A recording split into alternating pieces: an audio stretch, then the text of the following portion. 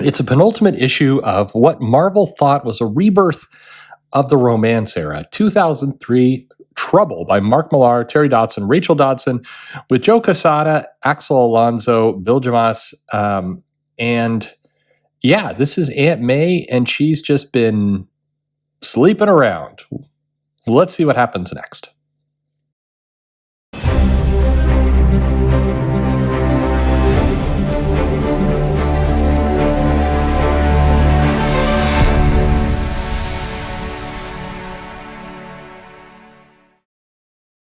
Hey everybody, this is Perch. Trouble number 4. Did you want to see a comic where Aunt May had plenty of sex? Well, your prayers are answered, my friend.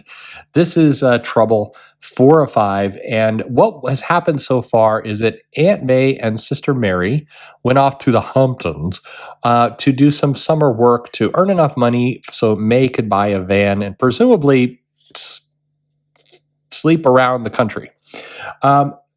Meanwhile, while they get there, they meet Ben and Richie, two brothers who are also looking to make some money, and everybody is super horny, except kind of Mary. She's horny, but she had a fortune teller tell her she had sex before marriage.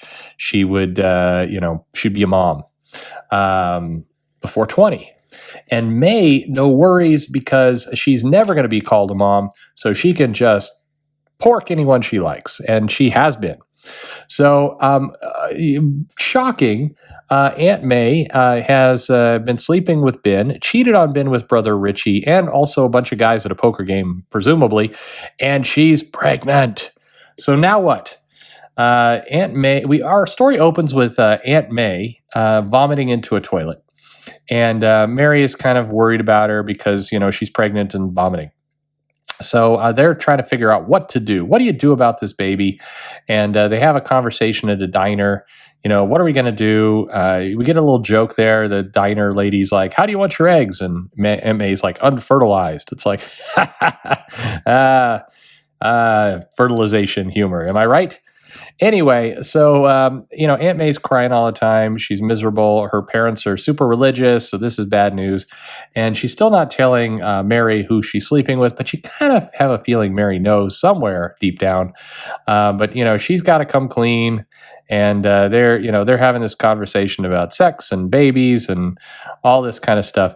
And, basically Aunt May tells Mary, the crazy thing is this fortune teller was super wrong. You were going to be the one who was pregnant and I wasn't. And what a waste of $2.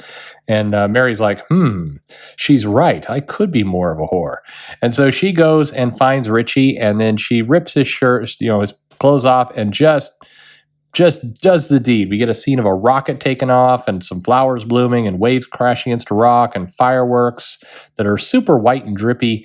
And then we one of these panels has a guy just frantically just mashing an egg into a bowl. I'm not exactly sure what that's conveying there, but there's some aggressive stirring going on. So May is all gooey. It's like this is an issue of the Savage Dragon. And she's just been screwing and screwing and screwing. So all this screwing means that Richie no longer needs to sleep around with May. May is wanting to go talk to her. She's got her sunglasses look on. She's going to tell him she's pregnant. But Richie's like, you know what? I'm having sex with your sister, so I really don't need you anymore. And May realizes, hey, I don't have to say anything. So good news. They break it off. And May is now decides, just let's have some celebration porking with Ben. And they do that. And then she's got a secret to tell him. He's like, no worries. I've got a secret too. And I should have told you earlier. And she's like, I should have told you. And let's tell each other. May's like, I get to go first. And so she says, I don't know how to tell you, but I'm pregnant. And Ben's like, huh. And May's like, all right, it's your turn. And he's like, I'm sterile. Shock. Plot twist. Ben is shooting blanks. May is pregnant. Oh my goodness, she's definitely pregnant by somebody else. Was it the brother? Richie? Probably. Maybe it was the guys at the poker game. We don't really know. At any rate, she tells Ben everything. Ben is pissed. He's angry. He's angry at his brother. And those hormones, they revealed it all. And Ben is pissed at Richie. Richie comes in, he's like, "Hey, how you doing? How you doing?" And Ben's just like, "Yeah, you betrayed me, bro." And then there's some tears, and it's like, "You're never gonna change." And Ben packs up and he leaves. And Richie just wants to know you're not going to tell Mary, and Ben just takes off. So Aunt May and Mary both visit a abortion clinic, and she goes in there for a little consult, gets some pamphlets, as you do, as you do. And May, is sitting in bed at night, kind of contemplating all this stuff. And she gets like the devil and the angel, except in this case, the devil's like got like a pink little leotard and a cape, and the angel's just got a green dress, but not a real green dress. That's cruel. And they're talking back and forth about, hey, don't worry about it. Abortions are like passing bad Mexican food. Ha ha ha. And then the angel's like, you don't want to murder this innocent child. And the devil's like, come on, it's the size of your fingernail. What do you need to do? And the angel's like, I'm giving you the facts. It's murder. And they're like, no, it's not. It's just don't worry about it. Just squish it on out of there. And so they go back and forth, back and forth. It's a heartfelt, nuanced description of abortion and what women go through. So finally, she's like, shut up, angel and devil. I've got a great option, and that option is pack up and leave.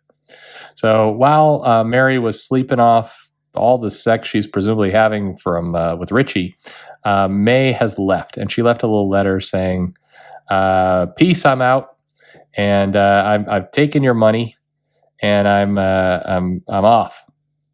And so there you go. So she takes off, and she hitchhikes off to, she has some kind of scummy guy say, "Let's go off to Philly," and so off they go, and that's how our issue wraps up. May has hit the road.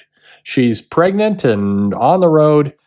Mary is back with Richie. They're having sex now, but Mary's not completely happy. Richie is kind of a scumbag. Ben has taken off. I'd just like to point out at this point, this is Aunt May and Uncle Ben, and this is Mary and Richard Parker. So this is the Spider-Man origin story. It's one more horny day. That's what it is. Anyway, our issue concludes. Only one left to go. Can you believe this? I wish this could go on forever. I really do. Leave a comment below if you read these comics, what you think. And like, subscribe. I mean, how can you not like this? People need to smash that like button like Aunt May is smashing the Hamptons. That's what you should be doing. Anyway, follow me on social media. Thanks for listening.